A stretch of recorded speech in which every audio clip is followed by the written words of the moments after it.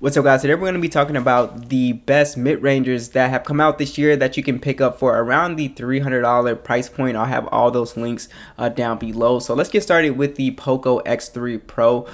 So I really enjoyed this phone. I think it has a pretty good trade-offs, and so let's get started with the design. It does have just a plastic design. I think it has a really unique design.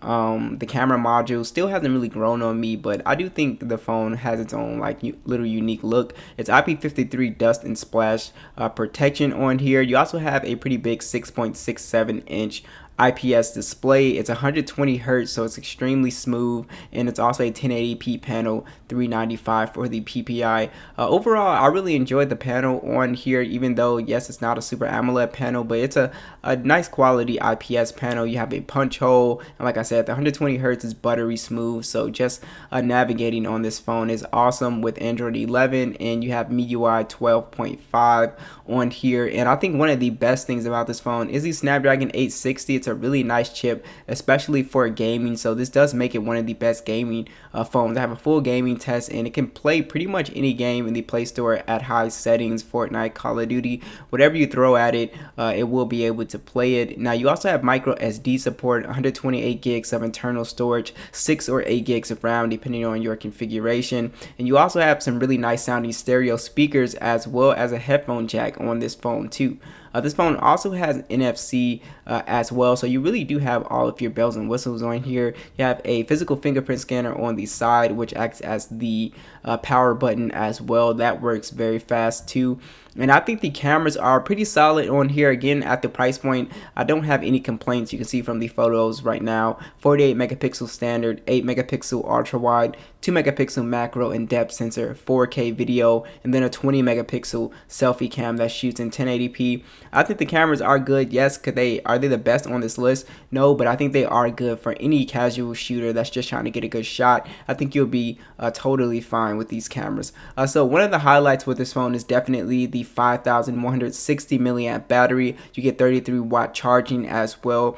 Absolutely battery beast. So this phone lasts literally all day. Even if you're like more on the gaming side on your smartphone, then definitely this is still an all-day phone. If you're just somebody that is social media and stuff like that, easily you could do 2 days. So next is the iPhone SE 2020. I think this phone still has a lot going for it. So you do have a premium design in here. It's glass and metal, even though it uses the old iPhone 8 sort of body. On here, it is IP67 dust and water resistant, which is really nice. Is the front kind of look a little bit older? Yes, but overall I think the design is fine. I think most Apple fans don't really care.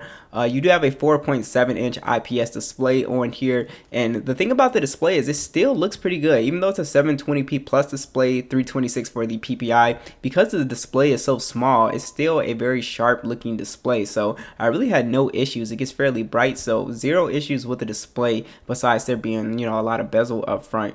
So you do have on here the latest version of iOS. This phone will be getting updates for years and years to come, so that is definitely a bonus with this phone. It has the Apple A13 chip, extremely fast. This phone flies through pretty much anything. It's always smooth and fast, so that is one thing. Gaming on here is really great. You can play games pretty much maxed out, high settings on here. So as far as performance goes, this phone is a beast. It might be the fastest phone on this list actually. So no SD card support, 64 gigs of internal storage and 3 gigs of RAM. You also have stereo speakers on this phone, which sound pretty decent. No headphone jack, of course. NFC is on board with your Apple Pay. You also have the Touch ID up front, which is actually pleasant to use these days with the mask and stuff like that. So having the Touch ID definitely came in clutch this year. So you do have on here a very good camera. So one of the cons with this phone is that it's only one camera. There's no ultra wide, macro, depth. There's nothing. It's just one single lens, but that lens does take very good photos. A 12 megapixel standard, shoots in 4K 24 frames per second, and then a 7 megapixel selfie cam that shoots in 1080p. Overall, like I said, I was really happy with image quality on here. Colors came out very good. You get a good amount of detail as well. Video is actually very good on this phone too. So overall, I was really happy with photo quality on this phone. Like I said, the only con is that really there's just no ultra wide on here. Other than that, I think it's perfectly, I think you'll be extremely happy with using this for FaceTime or whatever you want to use it for.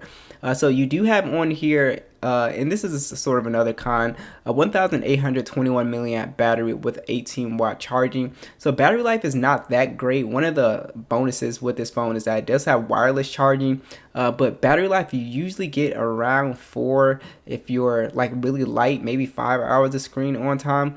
But battery life is not, you know, super impressive on this phone. So you know, the pros is that it's compact, extremely powerful, and great camera. So I would consider those 3 to make up my mind if those are important. Next is the Redmi Note 10 Pro. In my opinion, this is one of the best looking phones that came out this year, and the hardware is actually pretty solid on here. So it has a plastic frame, but it actually has a glass back. It's matte, and it has a soft like texture to it. It's a really nice feeling phone. I absolutely love the way it looks, so I just love that about this phone. It's IP53 dust and splash proof as well. It has probably the best display on here, a 6.67 inch 120 hertz AMOLED display at 1080p, 395 for the PPI. So if you want just the best display, if you just care about that, that's top priority. This has the best display currently, and if you get it with if you get the A52 5G, which we'll talk about, but that's going to cost a little bit more. So this is cheaper and you still get a really good display. So you do have Android 11 with MIUI 12, the Snapdragon 732G and Adreno 618. So basically this phone is not going to be as powerful as the X3 Pro, but you will be able to casually game on here. Call of Duty, PUBG, those games all work fine, but you're not going to be able to like do high and max settings and stuff like that. So you do have micro SD support, 128 gigs of internal storage and 6 gigs of RAM. You also have some really nice sounding stereo speakers on here as well, and this phone does retain the headphone jack. Now you also have an infrared port along with NFC as well, and this uses the fingerprint scanner / power button mechanism on the side, which works flawlessly. Absolutely love it. So the cameras are definitely a highlight with this phone. There are 2 variants. There's a 64 megapixel and then a 108 megapixel version. So I would recommend the 108 megapixel if you have like a little bit more cash. But you have that, and then 8 megapixel ultra wide, 5 megapixel macro, and a 2 megapixel depth sensor. It shoots in 4K, 16 megapixel selfie, shoots in 1080p.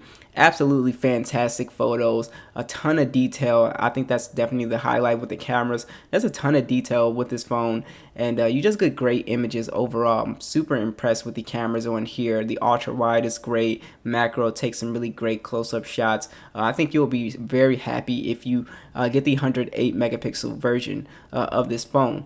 So another highlight with this phone is this one has a massive battery as well. A 5020 milliamp battery easily will get you through 4 days use. 33-watt charging is pretty fast as well. So overall, I'm loving the Note 10 Pro this year. I think it was a big step up from the 9. Next is the Pixel 4a 5G. This phone has a plastic design, nothing too fancy, but still it feels fairly nice in the hand. It's a matte finish, so it doesn't pick up a ton of smudges. 6.2 inch OLED display, 1080p 413 for the PPI. Overall, it's a very nice looking display, very colorful, plenty bright, so no issues there. You have your punch hole, 0 issues. The highlight with the Pixel phone is that you get stock version of Android, so Android 11, and when the next version of Android comes out, you're one of the first phones to get the update. So if you're somebody that's really keen on getting updates, then definitely pick up a Pixel phone. So you do have the Snapdragon 765G and Adreno 620 on here.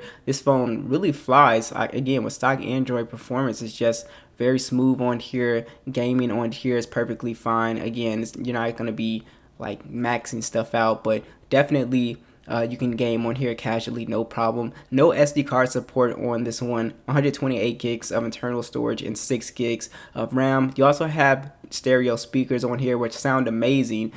Just very good bass quality on here. I think honestly, out of the bunch, I think this has the best stereo speakers on this list. You also have a headphone jack with NFC, as well as the fingerprint scanner on the side. That works flawlessly. And this phone, I think still it's debatable, but I think it still has a top-notch camera as far as like the mid-range goes.